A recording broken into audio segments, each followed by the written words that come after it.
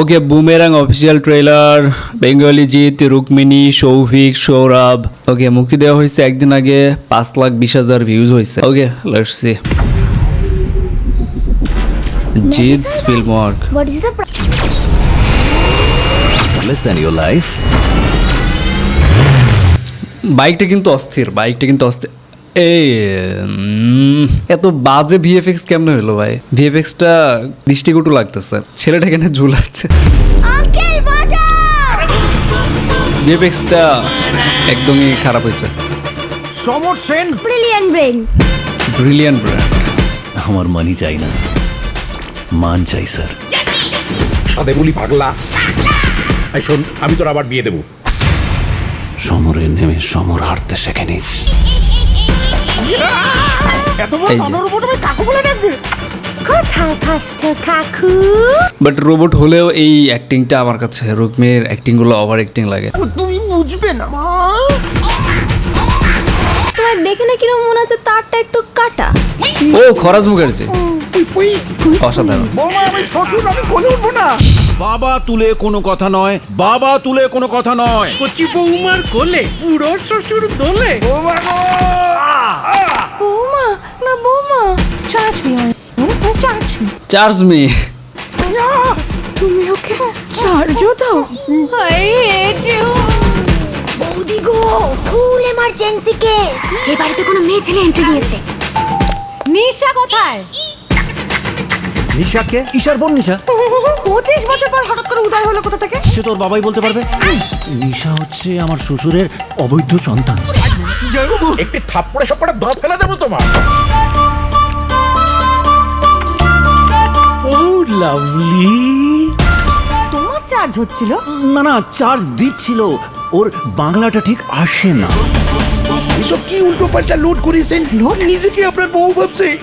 আমি বউ ভাবছি? এই, আমি বউ না। এই শালা আমি এর মধ্যে নেই। নিশা তো ইশাও। এই যে আসল কাহিনীটা আসলে এইখানে 2 মিনিট 1 মিনিট 55 সেকেন্ডে আইসা ঈশা এবং নিশা, মানে নিশা হয়তোবা রোবট আর ঈশা তার আগের প্রেমিকা, পরে আবার ব্যাক করে, হয়তোবা এরকম একটা কোনো কাহিনী। আর সাইফাই যেটা বলতেছে যে এটা সাইফাই মুভি, এই সেই হ্যান ত্যান, অ্যাকচুয়ালি সাইফাই বলতে ওই রোবট, মানে রোবট আবিষ্কার করে এতটুকু পর্যন্তই আর কি। আর যে বাইকটা দেখছি আমার, ওইটা আমার কাছে ভালো লাগছে। আর ম্যাক্সিমাম আর কি কমেডি সিন ঢুকাইছে। এখন জোর করে তো আসলে অডিয়েন্সকে হাসানো যায় না, ঠিক না? ব্যাপারটা আসলে আমার কাছে খুবই উইক লাগছে। তোর আমি চললাম। এই এই এই অয়ন, এ তো পুরো বুমেরাং হয়ে গেল।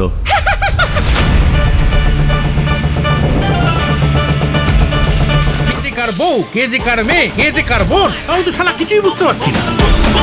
কমেডি। এই বয়সেও ছুটছে দেখো, যেন বন্দে ভারত। এই ঢিল মেরে থামিয়ে দিই। এই জন্যই তোদের কপালে ভালো কিছু জোটে না। ভাই কেমনে হাসে? ওর শ্বশুরের অবৈধ সন্তান, ওর সন্তান কি করে হয়? আমি কি করে বলবো? উপসি। মিলানো রয়েছে এর মধ্যে। মা, কেন আমাদের একজন সুপারম্যান বা স্পাইডারম্যান নেই?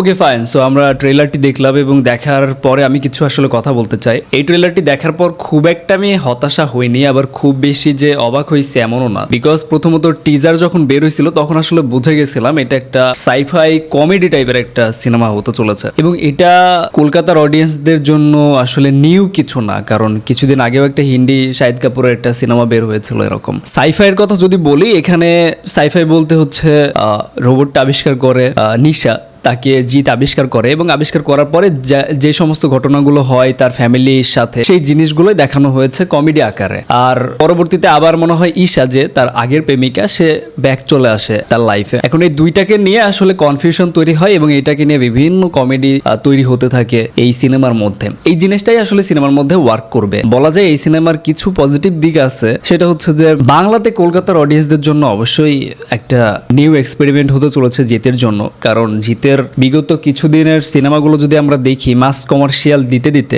আসলে দর্শকও বেশি অনেক বেশি একঘেয়েমি হয়ে গেছে, সেহেতু জিতকে এরকম একটা অ্যাক্টিংয়ে দেখাটা কলকাতার অডিয়েন্সদের জন্য এবং আমাদের সবার জন্য এটা আসলে নতুন এবং অন্যরকম একটা ফিল দেবে। দ্বিতীয়ত সাইফাই, এই কথাটার মধ্যে আসলে নতুনত্ব একটা লুকিয়ে আছে। এই এখন সিনেমাটা কতটা ভালো লাগবে সেটা অডিয়েন্স বলতে পারবে, বাট ট্রেলার দেখে যতটুকু আমরা আইডিয়া করতে পারি যে আসলে কমেডি যতটুকু ঢুকানো হয়েছে, আমার মনে হয় অডিয়েন্সকে তো আর জোর করে হাসানো যায় না। ওই যে একজনকে বলতেছে তুমি এটাকেও চার্জ দাও, এখন 2024-এ এসে আমাদের মতো ইয়াং জেনারেশনকে এরকম কমেডি দিয়ে আসলে হাসানো সম্ভব না। কিন্তু এই সিনেমাটা একদমই ওইরকম হবে না যদি কমেডি হিসেবে ধরি। আমার মনে হয় ইয়াং জেনারেশনদের জন্য অনেক বেশি বোরিং হবে সিনেমাটা আর যদি কমেডির দিক চিন্তা ভাবনা করি। আর একটা জিনিস সেটা হচ্ছে যে এই টাইপের এরকম গল্পের সিনেমা কলকাতার অডিয়েন্সরা আগেও দেখছে, কারণ হিন্দিতে অলরেডি সিনেমা একটা মুক্তি পাইছিল। এখন দেখা যাক জিতের এটা ওয়ার্ক করে কিনা। তবে আরেকটা জিনিস খুবই খারাপ লেগেছে, সেটা হচ্ছে 2 মিনিট 53 সেকেন্ডের এই ট্রেলারে পুরো কাহিনী তুলে ধরছে।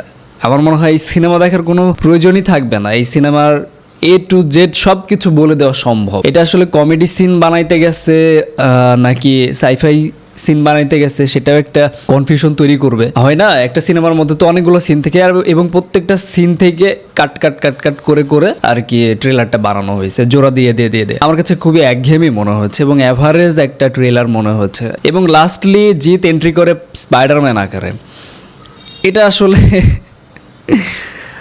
এটা আসলে একদমই যায় না, এটা একদমই যায় না। আমি আসলে জানি না এই অডিয়েন্স টার্গেট হিসেবে বানাইছে কিনা, কারণ কলকাতাতে আসলে সিরিয়াল চলতেছে এখন বর্তমানে। এই সিনেমাটা অ্যাকচুয়ালি যদি হয় তাহলে আমার মনে হয় ফ্যামিলি অডিয়েন্স, বৃদ্ধ মানুষরা এই সিনেমাটা দেখবে। ইয়াং জেনারেশন যারা আছে তাদের কাছে আসলে খুব এক্সাইটিং একটা সিনেমা এটা বলা যায় না। এটা আসলে জিত ফ্যানরাও জানে, তারাও মানতে বাধ্য হবে যে এই সিনেমা নিয়ে আসলে খুব বেশি একটা এক্সপেকটেশনের জায়গা নেই। ব্যবসায়িকভাবে খুব একটা বাজেটের কিন্তু এটা সিনেমা না, খুব বেশি যে একটা বাজেট এখানে ঢালা হয়েছে ব্যাপারটা কিন্তু এমনও না। খুব লিমিটেড একটা বাজেটের মধ্যে সিনেমাটা কমপ্লিট করা হয়েছে এবং সিনেমাটা টোটালি ফ্যামিলি অডিয়েন্সের জন্য, যারা ওই যে স্টার জলসা সিরিয়াল দেখে, জি বাংলা সিরিয়াল দেখে, একটু বয়স্ক যারা আছে তাদের জন্য আসলে হতে পারে তারা এই সিনগুলো দেখে হাসবে, কিন্তু কোনো ইয়াং জেনারেশন এই সিন দেখে হাসবে বলে আমার মনে হয় না। অ্যাট লাস্ট যদি আপনি মার্ক করতে বলেন তাহলে এই ট্রেলারটা 10-এর মধ্যে 4 দেব আমি।